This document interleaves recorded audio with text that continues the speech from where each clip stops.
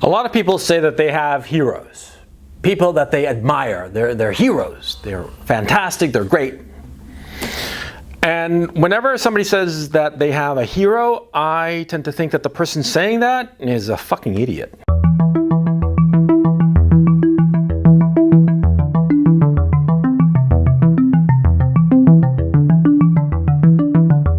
The only people who should have heroes are children. Yeah. And the impulse to make somebody a hero comes from children, from a very natural impulse. You know, children, small children, boys especially, because you'll notice that, see, it's boys who have heroes, girls not really. See, boys have their heroes because they want to find a man older than them, you know, somebody who's, you know, out in the world already, somebody to emulate. And it's quite natural. See, small children, and I see it with my own son, who's 4. He looks up to me and thinks that I'm a hero just by virtue of me being older and bigger, an adult already, whereas he's a child. And he sees me and sometimes he emulates me. And it's adorable. It breaks my heart, right? And I look at that, and to him, I can do no wrong. I'm his hero.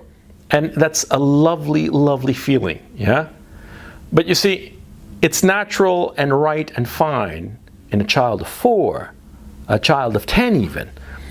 But once you become an adolescent, and let alone get into your 20s, and let alone your 30s, no, you should not have any heroes. No. You can have people that you respect, people you admire even, people that you wish that you yourself can be like them, but you cannot have heroes. Because hero worshipping is blind. You look up to somebody and you hero worship them, whoever it is, you know, some sports figure or a rock star or some famous politician or whomever, it doesn't matter. And what happens is that you wind up idealizing their behavior. You look at them and you look up at them. You look up at them and like, oh, he's so wonderful, right? And of course, he has made good decisions and very bad decisions, like we all do. Whosoever this person that you raise up into a hero, he has very good qualities. And it's those very good qualities that you admire. But that doesn't mean that he's an angel or a saint. It just means that those qualities that you admire have created good results. And those things that you admire, you want to be more like him. But you cannot be blind to the defects of the man. The fact is, it's the defects that make the man. A lot of times, it's the defects, the shortcomings that we have that really define us, and not the heroic things that we manage to do sometimes. Yeah, and that's the truth. But be that as it may, I look at so many young people today, so many young men, and they have heroes. They elevate somebody into a heroic statue, thinking that this person is wonderful and everything that they do is perfect. And because they think that everything that they do is perfect, they are unwilling to look at reality and understand not only this person that they've elevated into a hero, but also understand the things that they actually did and how perhaps what they did was actually not such a good thing. Let me give you an example. When I was young, I admired Winston Churchill. Sure. You know, Winston Churchill had been elevated in the common mythos we have in the Western democracies, in the post-war Western democracies. That, you know, Winston Churchill was this great wartime leader. That's how he was sold to me, and that's what I believed, thoroughly believed, right? And I never really gave it much thought. Until actually, and it embarrasses me to admit this, rather recently, in the last couple of years, I've actually started thinking about Winston Churchill a little bit more carefully. And I read a few books that had vastly different opinions on Winston Churchill. And as a man, as a grown man, I've started to realize something. It's not that Winston Churchill was a hero. Oh no, he was a fucking villain. He destroyed his country. He destroyed the British Empire utterly and destroyed England. He was the cause of the total annihilation of what was once the British Empire, and he gave a mortal wound to what we call today England, which in just a few short decades will cease to be, mark my words, but that's for another video. See? And how is this so? I'm telling you this, but you ask me, well, how is it that he's not a hero? He wasn't like the great, we will fight on in the beaches and we'll fight on the shores or blah, blah, blah. How come he's not a great hero? Well, think about it. He went into war against Nazi Germany, right? He declared war against Nazi Germany in September 1939 after the Nazis had invaded Poland, right? Everybody looking at the situation understood very clearly what was going on. The Nazis and the Soviets were getting ready to go to all-out war. That was the inevitable direction where things were going. The Nazis and the Soviets came to the non-aggression pact where they divvied up Poland. Because it wasn't just that the Nazis invaded Poland. The Soviets also invaded Poland and took over the eastern half of Poland. Yeah. But see, Winston Churchill, because of his anti-German hysteria, a psychological problem that Churchill had, a hatred for German culture and everything that had to do with Germany, which is, by the way, quite weird because he himself was part German, and people tend to forget that, and I think that he himself hated that about himself, but be that as it may, he went to war with the Nazis, but not the Soviets. In fact, he allied himself with the Soviets. Yeah, he allied himself with the Soviets. And what you call it, even though the Soviets had done the same thing that the Nazis had done, which was invade Poland. These two countries ripped Poland apart. And Winston Churchill, instead of realizing that what was going to happen was that the Nazis and the Soviets were going to go to war and it was going to be a war of mutual annihilation, and the smart thing was to step back and get out of the way of these two, what did he do? He declared war on Nazi Germany and allied himself with the Soviets. And what happened because of this? Well, because, see, the Soviets, with British help and then later American help, were able to defeat the Nazis. And because of this, the Soviets conquered half of Europe. They enslaved half of Europe. And in point of fact, not only did the Soviets, because of this decision by Churchill to support the Nazis and ally himself with the Soviets enslaved half of Europe. And the British Empire bankrupted itself fighting the Nazis for no gain whatsoever. From the point of view of the United Kingdom, the war of 1939 to 1945 was a suicidal war because there was nothing to be gained. Nothing to be gained for the British Empire or for the United Kingdom or for England. Winston Churchill killed his own country. And that's the truth about Winston Churchill. Sorry to go off on this little rant about it, but it's really interesting because, you see, for the longest time I admired Winston Churchill.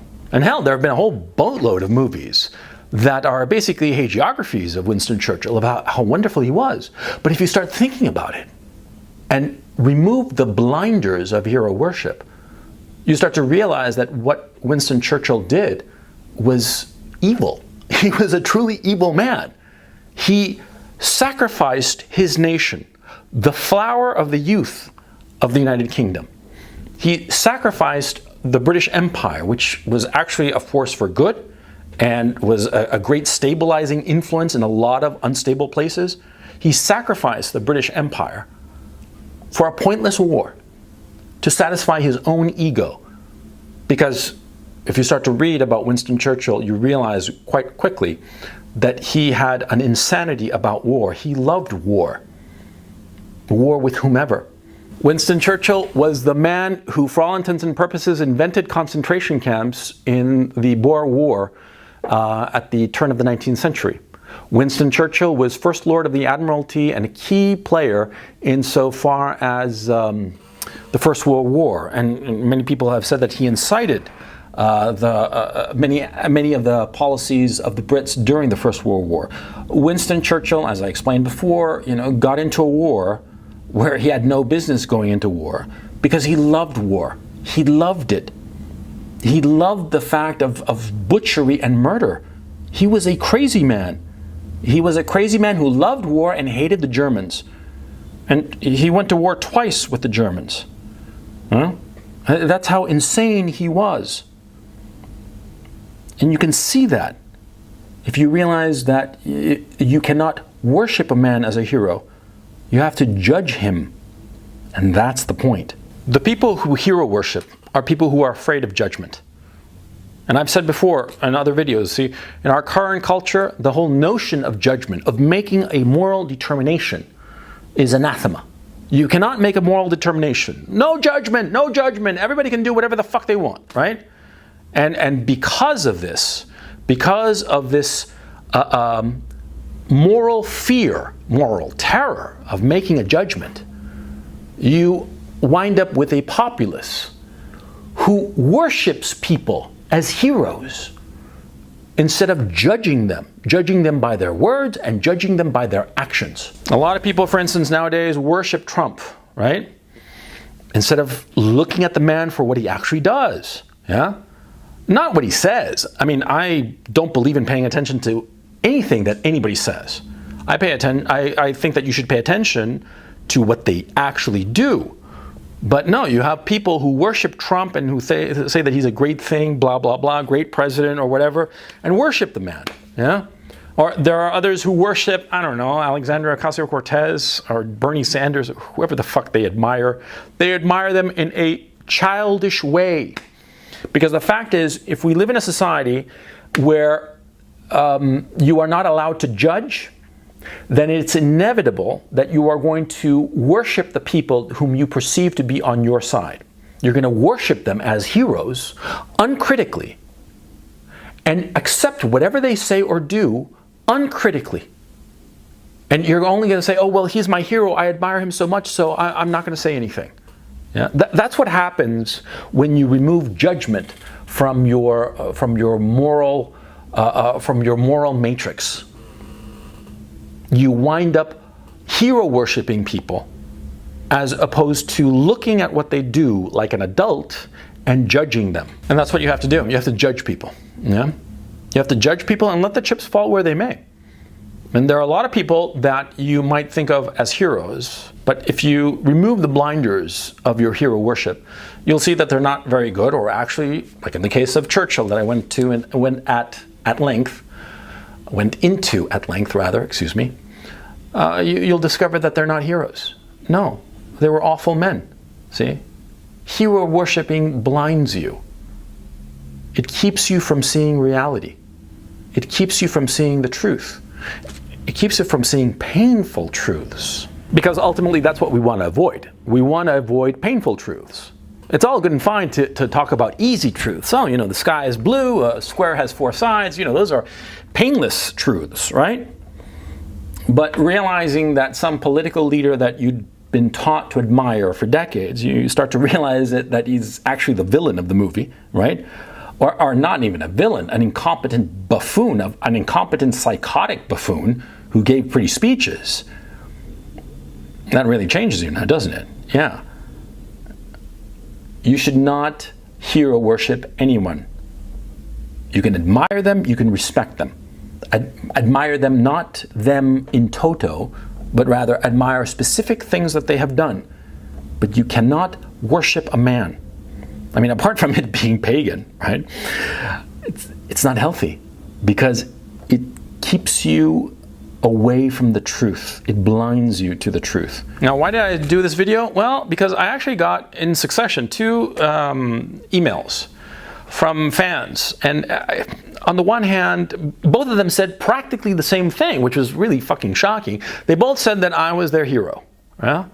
And it was incredibly flattering. Yeah? Incredibly flattering that these 2 young men, strangers, I actually don't have any idea where they live, but out there, these 2 young men think that I'm a big hero. And it's flattering, of course. I mean, I'd be a liar if I said it wasn't. But the thing is, see, I realized how dangerous it is. How dangerous and stupid and foolish it is to believe that somebody's a hero. I mean, I'm flattered, but I'm no hero. No. I just articulate things, not very well, that a lot of people are thinking. That's it. That's all I do. And I do that, not very well, but well enough that a lot of people agree. And that's why I have the channel I have and what have you, right? But to say that I'm a hero, oh no, that's very dangerous. That's exceedingly dangerous. When you say that somebody's your hero, you're basically giving them carte blanche to do whatever foolishness they can think of. You're basically saying, here, go ahead, do whatever you want, and you have a license, because I'm not going to judge you. You're a hero. Therefore, anything you do is fine by me. That's a fucking dangerous notion. That's so fucking dangerous. Yeah. Now, why am I bringing this up? Well, here are my thoughts. No fooling around. We're moving into a really dangerous period in our political life in the Western democracies. And I'm not fucking around when I say this. What's happening is that we are rapidly polarizing. I mean, that's not news, right? We're going to find ourselves with leaders who will come to the fore of the two sides of this polarization. And on both sides, we're going to see leaders rise up or be elevated, as the case may be, and people will start to hero worship them. And you got to pay attention to this. Because these guys who are going to be elevated on both sides of the political equation, these people will get drunk on their power. And they are going to do things, nasty shit. I mean, just really evil crap. And it's going to be on both sides. Not just the leftists. No, it's also going to be on the right. Don't fool yourself. Not Trump. Trump is too much of a buffoon to really take up this mantle. But the guy after him. They're going to be elevated by their followers. And they're going to be hero worshipped. And they're going to be the potential future dictators, at least in the United States. Because we're living in a very weird period. We are seeing the beginnings of the end of the Western democracies. We are going to be moving towards a totalitarian regime. It will be much like the Soviet regime. It will try to pretend to be democratic, but it won't. It will be authoritarian. It will be a police state. The only question is, who is going to rule it? If it's going to be on the right or the left. But that totalitarian state, for all intents and purposes, already exists. But we are lacking at this time an individual who has the strength of will to grab the reins of this totalitarian power that has been accumulated and centralized in the Western democracies, and start wielding it, start driving that power in the direction that they want. There was a national security guy a few years ago who said that the United States was a turnkey totalitarian state. It was ready to go. The NSA programs, the spying programs and what have you, domestic spying, the CIA assassination projects and all the rest of it, it's all in place. It just requires a hero to rise up and take control of this turnkey totalitarian state. So I'm telling you, pay attention to anybody who's worshipped as a hero. Pay attention. Because that's what's coming.